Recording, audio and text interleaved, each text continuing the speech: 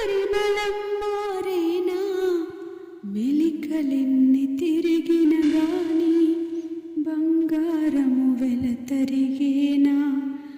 మనుషులెంత నమ్మిన గాని, మనసు గాయపరచిన గాని, యేసు మనసులో నీ స్థానం ఎన్నడైనా మారేనా.